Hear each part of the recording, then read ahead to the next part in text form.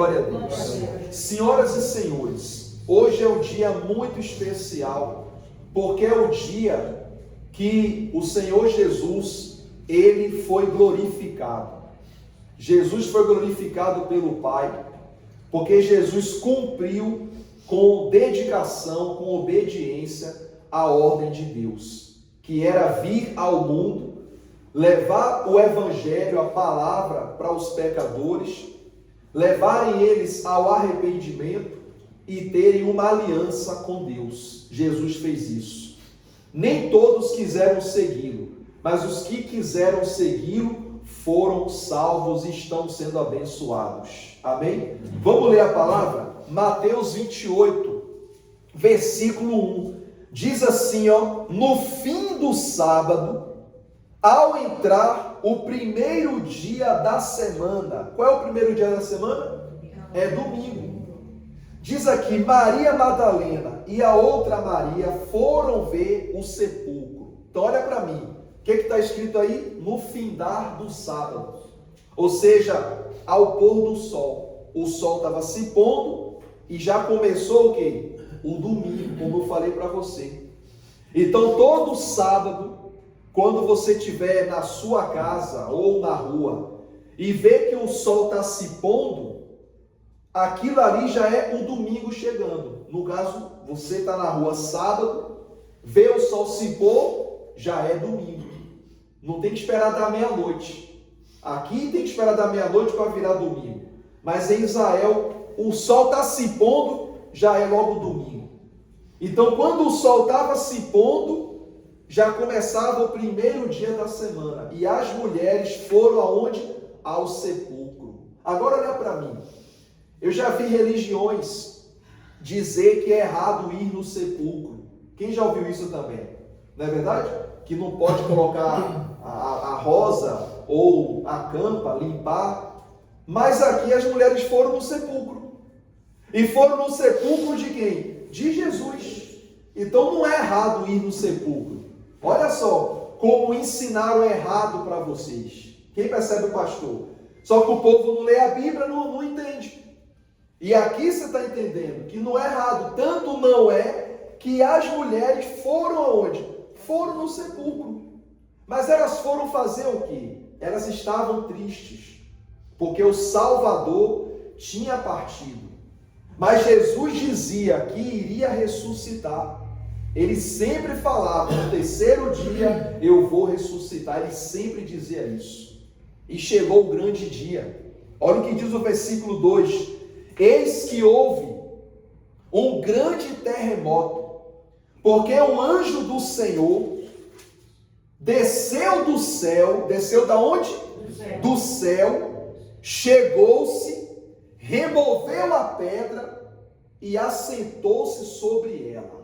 Eu quero entrar aqui numa parte da mensagem falando sobre a solução de problemas.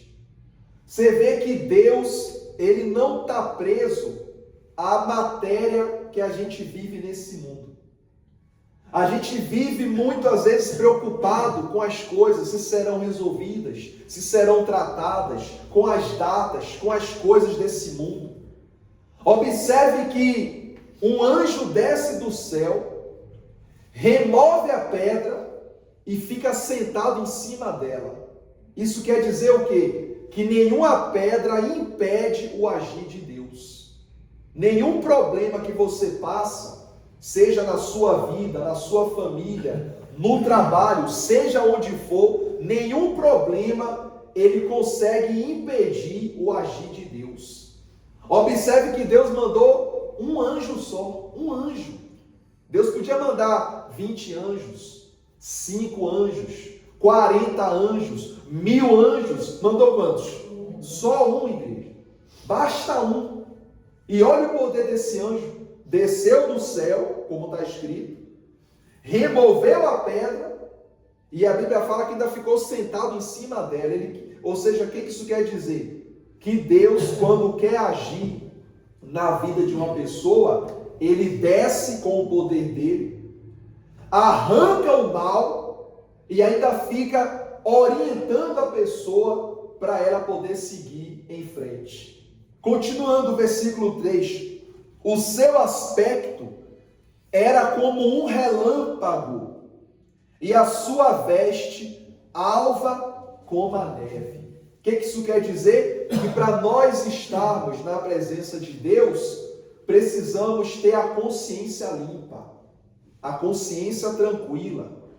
Precisamos ter as vestes purificadas, os pensamentos limpos, a fé renovada. É preciso ter fé para estar diante de Deus. Deus não se manifesta na dúvida. Deus se manifesta com a nossa fé, com a nossa confiança. Até você precisa de fé no seu dia a dia. Quando você pega um avião para fazer uma viagem, você não sabe quem é o piloto, você não sabe se ele está bem, se ele está mal, mas você confia, é fé. Você nem vê ele às vezes, aliás, normalmente nem se vê o piloto, só vê o avião já preparado, tu entra e vai. No autocarro, a mesma coisa, está lá o motorista, ele liga lá o motor e segue viagem, você confia nele. Ou no táxi, ou você vai no supermercado, você confia que aquilo não vai desabar sobre a tua cabeça e você vai. A comida que você come, você bebe algo, você confia naquilo. A gente vive pela fé, às vezes sem pensar que estamos na fé. Você saiu de casa hoje com a fé de vir na igreja. Sabe lá Deus se podia acontecer algo no meio do caminho, mas mesmo assim você veio. Quem compreende o pastor? Então a fé é a certeza de algo que se espera. Então a Bíblia diz que o anjo desce, remove a pedra, fica em cima dela. E olha a continuação. O versículo 4. E os guardas tremeram, apavorados, e ficaram como se estivessem mortos. Mas o anjo, dirigindo-se às mulheres, disse: não tenham medo, porque sei que buscais Jesus, que foi crucificado. Ele não está aqui, ressuscitou, como tinha dito. Vinde ver onde ele estava. Meu Deus, olha a conversa do anjo com aquelas senhoras. Olha a explicação dele. Eu sei que vocês vieram ver Jesus, mas ele não está aqui não. Entra aí para vocês verem onde ele ficou. Foi a primeira vez na história da humanidade que alguém ressuscita. Foi com Jesus. É muito forte isso. Dom Pedro existiu, foi embora. Artistas famosos existiram, foram embora. Jesus existiu, ressuscitou, não foi embora e está conosco até hoje. Diga glória a Deus. Glória a Deus. Olha que poder, igreja. Por isso que eu digo, use a força que Jesus colocou dentro de você. Você vê que o anjo falou, eu sei que vocês estão procurando Jesus, mas ele falou que ia ressuscitar. Entre para vocês verem onde ficou o corpo dele e já não está mais. Continuando aqui, versículo 7. Ide, pois, depressa, e dizei aos seus discípulos que ele ressuscitou do quê? Dos mortos, e vai adiante de vós para Galileia, ali o vereis, é como vos digo. E retirando-se elas apressadamente do sepulcro, tomadas de medo e grande alegria, correram a anunciar aos discípulos. E eis que Jesus veio ao encontro delas e disse: salve! E elas, aproximando-se, abraçaram-lhe os pés e o adoraram. Imagina a alegria delas. Elas estavam indo para falar com os discípulos. Jesus aparece, igreja. Mas apareceu ressuscitado e falou: salve, ou seja, eu estou aqui. Elas abraçaram os pés dele, que tinha as marcas dos cravos, dos pregos, e adoraram a ele. Jesus é digno de toda a honra, toda a glória e toda a adoração. Sem ele nós não somos nada. Sem Ele não vale a pena viver, não. Porque Jesus é a razão do nosso viver. Continuando, o versículo 9.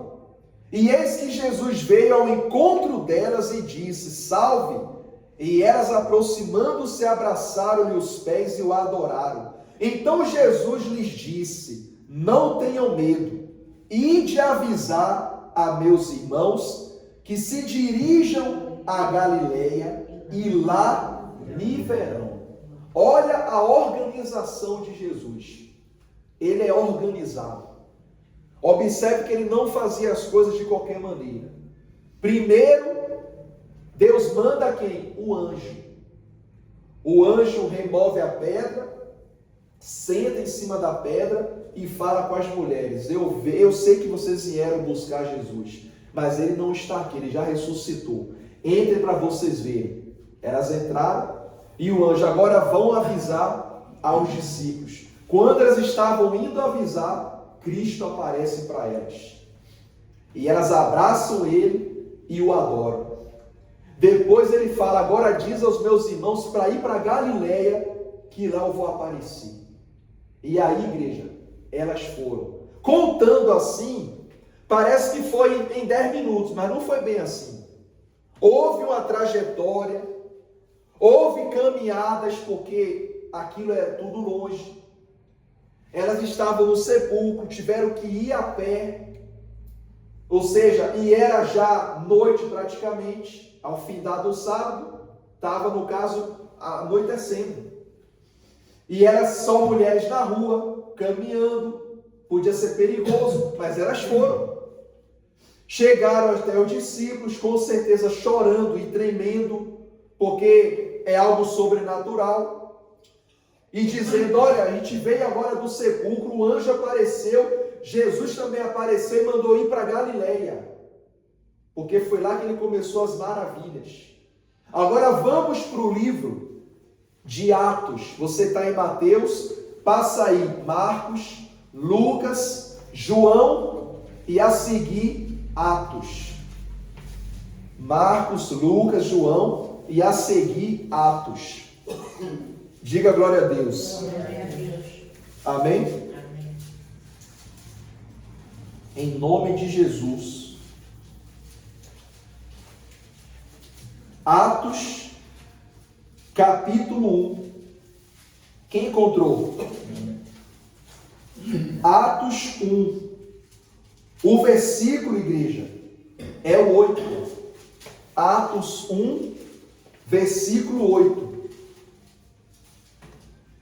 Que diz assim, ó: mas recebereis poder. Recebereis o quê? Poder ao descer sobre vós quem? O Espírito Santo. E sereis minhas testemunhas, tanto em Jerusalém, como em toda a Judéia e Samaria, e até os fins da terra. Então olha para mim. Ele mandou ir para Galiléia. Quando chegaram lá, a Bíblia fala que Jesus apareceu. E disse para eles assim, ó: recebeis agora o poder.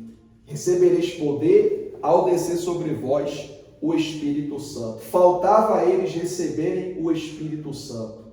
O que faz o cristão manter-se na fé? É o Espírito Santo. É a presença de Deus.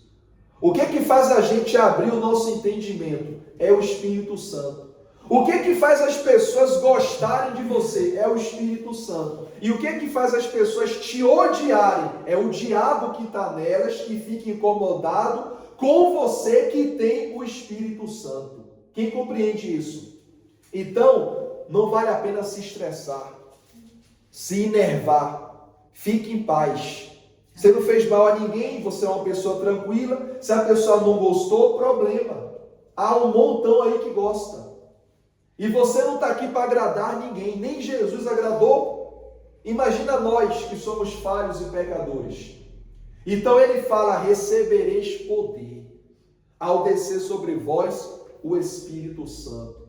Esse poder que a gente vai receber é para quê? Em primeiro lugar, esse poder é para você manter a salvação.